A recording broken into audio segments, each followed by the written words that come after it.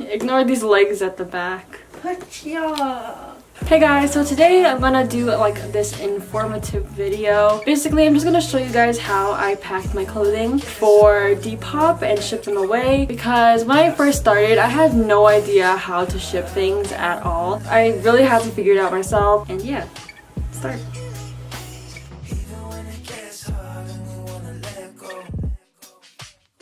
So first, I would fold my clothing as small as I possibly can. Because shipping costs charge for destination distance, weight, and the size of the package, we want to make the package as small as we can just to save some shipping money.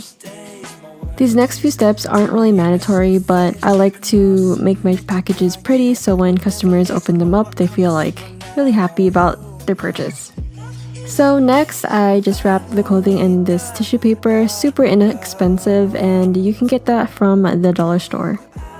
And then I take the hang tag, again, I just bought that at the dollar store, really cheap. And I write a little message saying like, thank you for purchasing, stuff like that. And the specific hang tag came with twine, so I just like tied it on. And then I took this really cute washi tape and taped it onto the gift tissue paper. And next, I just put the gift wrap shorts into the poly mailer. And if you don't know what poly mailer is, it is basically a plastic-like sheet where you can wrap your items in for shipping.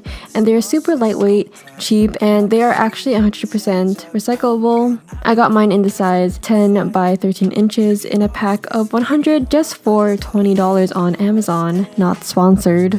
And I'll link that in the description.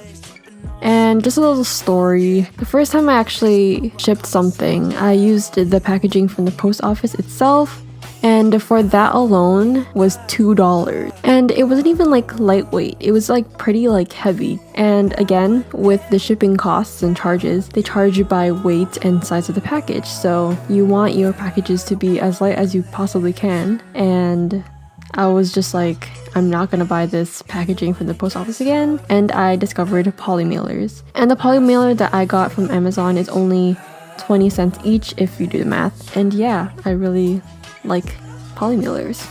And next, creating the labels. I like to type out my addresses and stuff and print them out through the printer because my handwriting is really bad. But you can totally just like write it out as well if you don't have a printer. But keep in mind your handwriting has to be legible for the machines to read it. And just a little information on the way I type mine. Basically, I just use the default font. And for the sizes, it really varies depending on the size of the package. But I always make the return address and the destination address 2 sizes apart, having the destination address larger than the return address.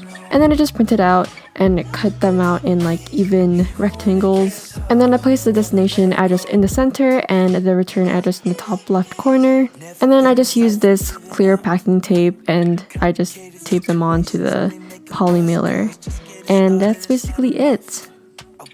Okay, thanks guys for watching. I hope this video really helped you and informed you on how to ship things. I hope you are not confused. If you have any questions, leave it in the comment section below. I will sure to get back to you. And yeah, follow my Instagram. Will be in the description below. And I hope this helped. Bye guys. I want you to be